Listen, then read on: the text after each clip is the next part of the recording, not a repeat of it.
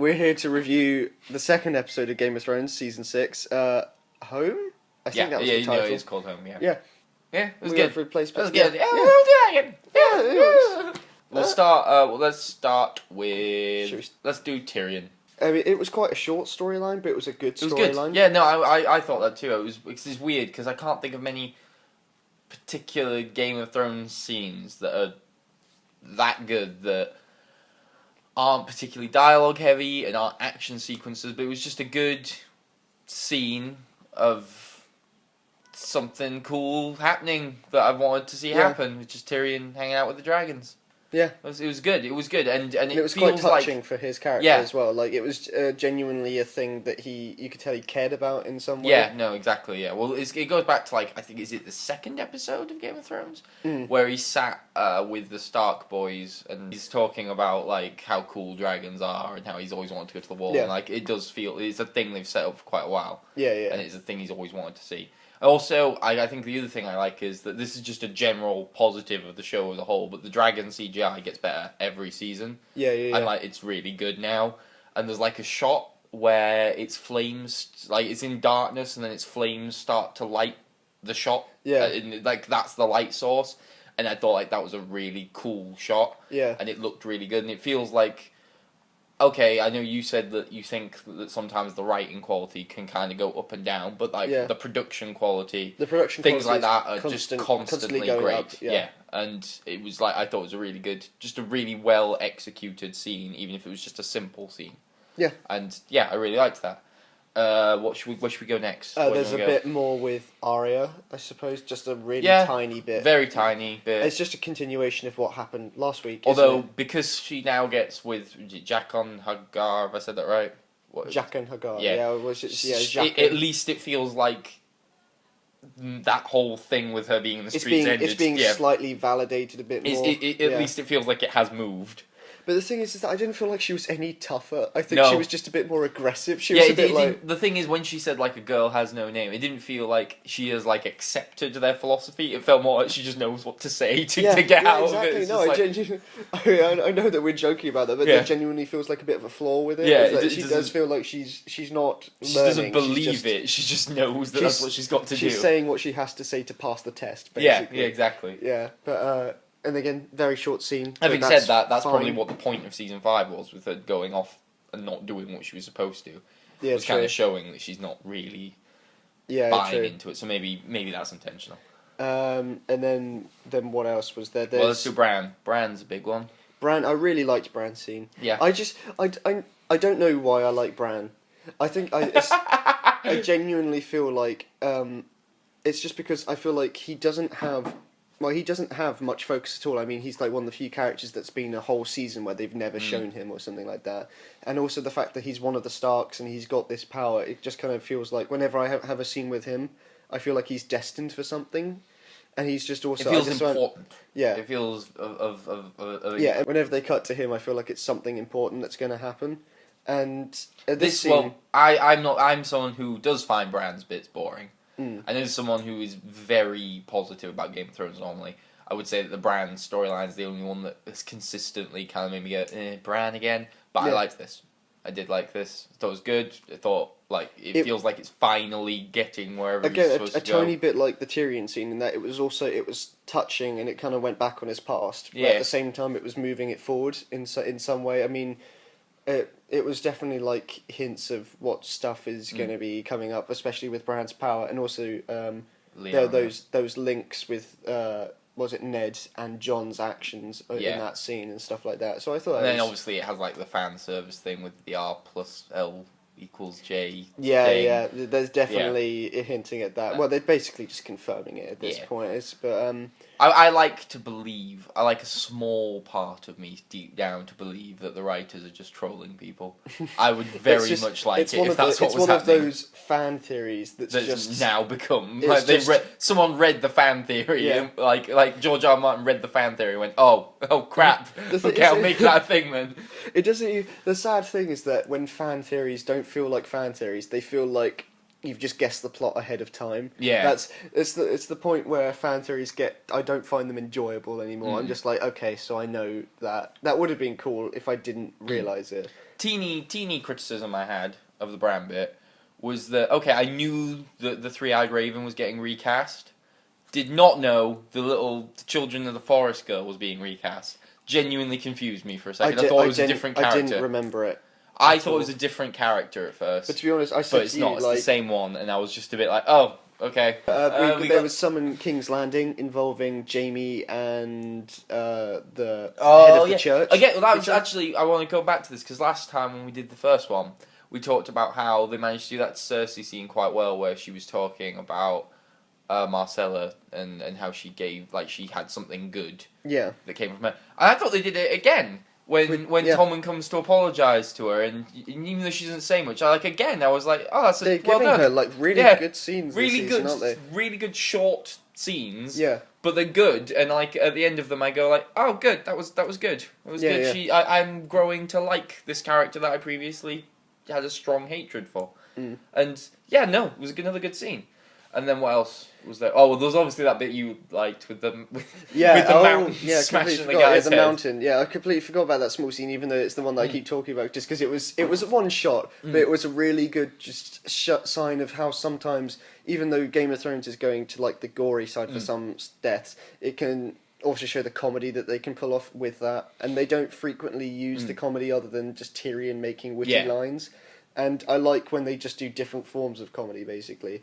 I mean, yeah, it was just... to clarify, we're talking about when the mountain smashes the guy's head into the wall. What else? Well, Sansa and Theon had their goodbye scene. That was fine. I mean, again, story progression. It was just simply story progression. And I mean, and there was Brienne and Sansa talking to each other for a bit, just kind of understanding each other. And again, that was nice progression. I mean, they didn't have to add masses of... No. It's just a continuation from last week's again. Yeah. And I think... They had the most sort of meaningful event of last episode, so it makes sense for them to now have... Yeah, and in some ways I did find it quite touching. Yeah, but not every scene needs to be a talking point. Yeah, exactly. And it's just... thinking about it was just a nice... Like, it's kind of almost the ending of... Not the ending, but like it's just another step for Theon in a way. And speaking of Theon, there was the Greyjoy scene, which I was speaking to you about how kind of weird. I thought they were just going to completely cut his characters, Balon and Greyjoy, completely out of it because they're so far behind considering where the rest of the show is in terms of I'm talking about the source material. But no, I'm liking that they've brought it back because it just feels like. It's hard to bring when it's kind of this late into a TV show. It's strange that they're bringing in more characters and they're bringing well, even though these are characters we've already been introduced to, but it's almost like another threat coming on top. And I think one thing I liked, like I did actually that scene. This is going to sound really pretentious, and you're going to probably laugh when I say it, but I thought that scene felt almost King Lear-esque. No, the guy going on, and it was. Yeah. I thought it was like again going off of the scene we were talking about with the dragons earlier. I thought it was another scene that they did really well visually, because like it did look like this is again such a stupid thing to say, but it looked like a very windy bridge. Like I felt that. But I know what you mean. Like it did, and I was actually I thought about that when like you see the people actually getting drenched rather than just like and it was just another good sign of the production design. I thought. It felt like a real place, and it felt like they were on a real horrible, like a really dangerous situation. It didn't feel like someone was stood in like a green screen on a bridge. It felt like I felt danger before this dude even showed up. I thought like that bridge looks horrible. And I feel like it's a good sign for me. I mean, I can't really spoil anything, although like I said, it is behind this one. It's like the one arc that's behind in the books, and it's significantly behind. But it's the fact that it's so far behind now that the stuff that happens in it some of the stuff that happens in it can't happen anymore because of things that have happened. But to me, it's a good sign that there's going to be more stuff happening with the Boltons. Oh, okay. Because of which would lead us into the next bit. But because it's basically just now that they have a violent Greyjoy leader, you kind of forget that the Greyjoys, the kind of the Iron Islands, are the closest to Winterfell, which is where Ramsay now sits uncontested after this episode. That was good. I liked that bit.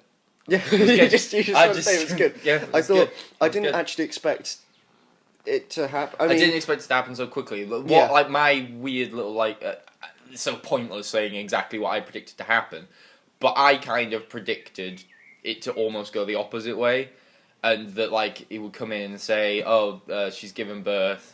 Ramsay would do something reckless, and then Roose would kill Ramsay out of a kind of, like, I've had enough of your shit. Yeah. Because you're fucking I everything can get what up. you're doing, yeah. And that's what I thought was going to happen. I thought if anyone's going to kill Ramsay, it would be his dad, who's just like, I've had enough of you, because you're just irresponsible and you're ruining everything. So when he stabbed him, I did sort of go like, whoa, yeah, okay. Because it was in the middle of that bit where he said, like, thank you for saying that, it means a lot to me. And I was like, oh. You genuinely, like... No, I wasn't like, but I thought like, oh, okay, maybe this is... And then just stab, and I was like, oh, well, okay. It is such a kind of big point for Ramsay that, that it's basically defines his character. Yeah, it's his main thing, isn't it, that you want to be legitimate. The thing is that I felt like if this had happened in any other episode, it would have been the ending shot. I mean, it did set up for the later scene with the wife and the baby, but I felt like Bolton almost deserved like a grander death. I know in what some you mean, way, but I feel where, like the thing with with a big him, betrayal, but at the same time, I can understand why. I think the thing with that is, I agree with you, but I felt like, in terms of the Red Wedding, the real perpetrator doesn't feel like it's Roose Bolton. It felt like it was actually Walder Frey, and true. To an extent, Tywin Lannister, who's already dead. It felt like Roose Bolton was just someone who happened to profit from it. So yes, true, he does he was deserve also at the event. I know he was there and everything, but I feel like the person who's going to get the grand death is Ramsay, not Roose. But to go I'm on not to saying that, like you had to do an exact same like Red Wedding-esque scene. Oh or yeah, something no, I know like you. that, I know you didn't, but I do feel like of all the people involved with the Red Wedding, in many ways, Roose Bolton was just the person who happened to put the knife in Robb Stark. That's true. Yeah. And then obviously there is the scene with the kid, which is it's a big talking point. I thought that one was really good. Just as like because it starts with her coming over and giving the baby to him, and it's already quite intense because he's just like holding him. It's like, is he just gonna drop him or what was gonna happen? I genuinely thought that was I would and it was really kind of intense. Part of me thought they couldn't, but at the same time I was like, that's like it was unexpected, like slam. Yeah, down just or like a slam. Yeah, and so it was really kind of like what. And then, as soon as he walks in, it's kind of obviously it's building, and then he starts just like unhooking them one by one, letting them out. And I thought, like, this is genuinely intense. And I know that there's the whole thing of, like, do we need further proof that Ramsay's evil? But number one, do we not? I mean, what aren't villains supposed to do evil things? Like, what? Plus, what do you want him to do? It's not only the fact that he's not just doing it for the sake that he's that's evil. the other thing. That's his main thing. This is the reason why he's had to kill his father as well. Yeah. Because if it wasn't for this heir, he wouldn't have killed his father. Probably. I'd say no, that. yeah, exactly. Yeah. So it does. Number one, no, it's narratively important for him to do it. It's not something that could happen. It's narratively and character important. Yeah, and secondly, when did it become a bad thing for villains to act villainous? when did it become a thing where we wanted our villains to not be evil? I don't get it. I did like all of the Ramsay stuff. One thing that it's a really stupid point with that scene. But so she's led into the kennel thing, and she's just stupid. I mean, that's but I think she is meant she's to a be stupid character. Yeah, so that's not the problem. But it's the fact that there's these bars on the door, and they're enough to fit a baby through. That's the problem. I was thinking that. Like, but I'm glad you actually thought, because I felt like that was just me being really pedantic. Because I kind of thought, I mean, she can't lob the baby, obviously. I mean, I agree with you. Definitely is true. Definitely the case. But even if she did do that, the baby would still die. That's Ramsay true, would just walk out and stab the baby. Everyone there works for Ramsay now. So yes, you're right. But ultimately, it would end in the same thing. But and then we kind of get to the final scene. Yeah, that's exactly what I expected. Yeah, exactly what I expected. And the thing is, like, this is very like, I appreciate that the show for once did what all of the people who complain on Twitter all the time actually wanted them to do. I appreciate that they actually gave fans what they wanted. Personally, for me, this is a very, very subjective thing, and I appreciate that this is very much just what I want. I wanted him to stay dead. I really did. I don't like it when characters get brought back to life. It's my own pet peeve. It's like, like how you don't like text. Yeah. You don't like awful text popping up on screen. Some people don't like when there's like a Deus Ex Machina. Yeah. Or when there's something. My thing is when people who died and definitely died come back. It just pisses me off. In Game of Thrones' case, it's slightly better because A, they've earned it by now because they've killed so many people. And B, fantasy is the one place where it's most acceptable because there's magic. It is literally magic, but it's also. But it just personally, I'm not a fan. But I did think that they executed it well. I felt They like the did a scene good was job. well. Yeah, it's just I kind of agree with you in that I almost wish that they didn't outwardly kill him, just that he was like very close to death Yeah. or something like that and healed. Like, Yeah, it's I mean, worse when they definitely die, isn't it? that's the It's- thing. Yeah, and he was definitely a corpse at that Yeah. point. And I mean, I know that you can argue that way for some fans, like that definitely makes it more definite that Yeah. he's not coming back. But to me, if anything, that does the opposite. Yeah, I know what you mean. Where I'm like, and then also at the same time, like I don't know, I just And I was talking. It's I know. magic, I so- know that I was talking to you and a couple of other people before, and I know there was like they didn't necessarily agree with me. But for me, this makes me just feel like there's going to be a significant amount of tension gone because I personally don't think that they're going to kill him again. no. And so I just feel like he's the one And if character anything, in a show where anyone can die. The person who is always at the forefront of all the action is now invincible, True. basically, and that makes me go, oh, Yeah. nah. And it's just kind of. I mean, I get that he's kind of like the prophetic character of the story in a way, but at the same time, I mean, and I wasn't expecting him to die, but now it is basically just plot armor, isn't it? Yeah, got full he's plot like armor on. they're not going to do it again, and I mean that's fine. Like I said, it's a subjective thing, and I do think that they executed it well. You know, on an objective level, they did do it well. And as I said, Game of Thrones has earned it, and I like that other people are excited. Yeah. Because I just like when this show gets so much hate a lot of the time, so much criticism and pedanticness. It's nice when there's a thing that everyone loves, and it just so happens that one thing is the one thing that I'm a bit like, I liked it better when he was dead. But yeah, true. But yes, subjectively, I'd preferred him to stay dead. But as they did it, they did a decent job. Yeah, one thing I basically just want to quickly talk about is that I was flicking through a bunch of reviews just to see what the main talking points were that some people were doing, and it seemed like a lot of people kind of had the problem where they thought this felt like the first episode of the season. Does that make sense? Like just because more happened. I don't agree, but Again, I'm just kind of bringing up yeah. the point because it's the fact that I feel like it's the same problem again that we talked about in the last one. In that Well, people don't understand. people don't understand that you need the setup to get the payoff. I mean, and sure, you could kind of think that, sure, this does come back to all the same storylines that they did all last week, and it does kind of add more to them. But anyway, it just feels more like almost like a part two of a two-parter in some ways, just because it's... I think one thing I would say about that, though, is if they did the Jon Snow thing in the first episode, I don't think that people understand that the show itself has not really established that he could come back. Like, it's a thing that he died, and everyone went, how are they going to bring him back? But in terms of the show itself, No one if they thought- brought him back in the first episode, like, if you were binge-watching it, didn't read anything, you would go, he dies, and then he comes back, without any of this, like, people have themselves been waiting a year, but the show itself has not done anything to actually sort of set up this thing that, oh, he might come back, he might not. Yeah. He can't just die at the end of one episode and then just instantly come back. We get it, you've been waiting a year, but the show actually have to spend some time.